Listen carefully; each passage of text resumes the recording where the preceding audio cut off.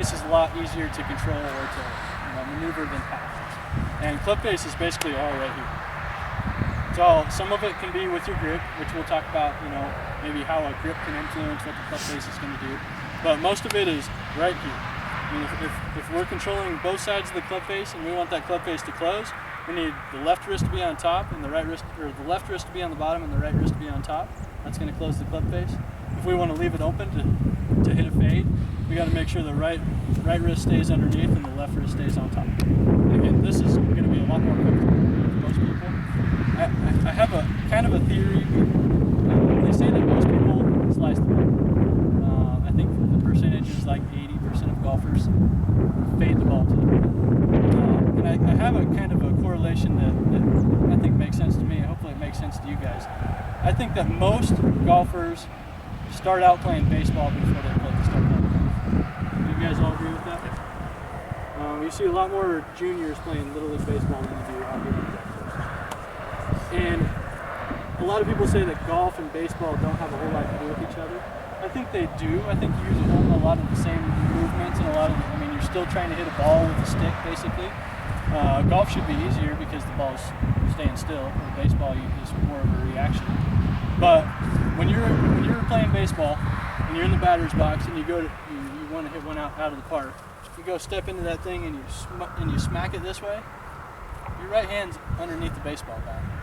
Very few people, unless they play right field and they're the last batter and they're irrelevant on the team, those are the guys that swing like this, right? But if you're a decent athletic baseball player and you're going to try to smack the ball, that right wrist is going to be underneath the bat. If you do that in golf and your right wrist is underneath the club, everyone see where that club face is pointing? To the right. And we talked about if the club face is open to the target, it's probably going to move to the right. That's my theory on baseball and golf and kind of how it relates. I think you're using a lot of movements, a lot of the same movements. For example, we want to get our weight shifted to generate a little bit of power. But the big difference between the two is with golf, we got to make sure that our wrists release. We got to make sure that right wrist gets on top of the club. That's what's going to help not curve it to the right. And again, I see it a lot. Like we said, 80% of golfers tend to fade the ball. So a lot of the lessons that come through the door and come out this way are, how do I not fade it to the right? And the thing that I've found most effective is somehow, some way, whether it's during the swing, whether it's during the setup, we need to make sure that we give ourselves the best chance to get that right hand on top of the club. Because if we get that right hand on top of the club at impact, chances are the club face is going to be closed or square and it's not going to bleed to the right. Okay?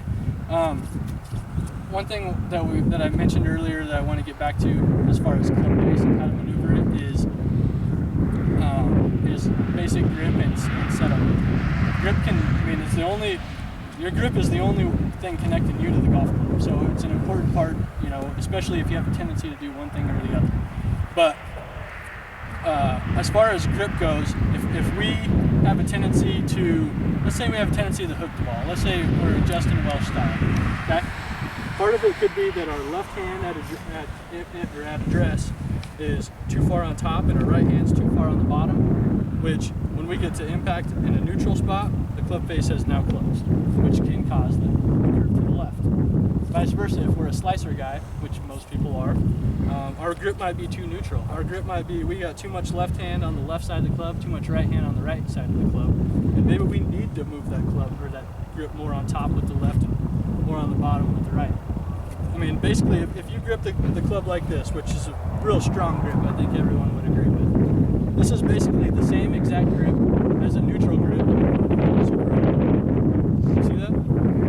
It's the same thing. It's just a little bit different setup. So just another way to help us get that. If we don't want to dink with our grip, we can still grip it pretty neutral and just curve that club face in super hardcore, but that might look a little funky while you're swinging and while you're at address. You might worry about your left leg a little bit, but it's the same concept. Gripping it neutral and strong, it's doing the same thing. It's controlling the club face. So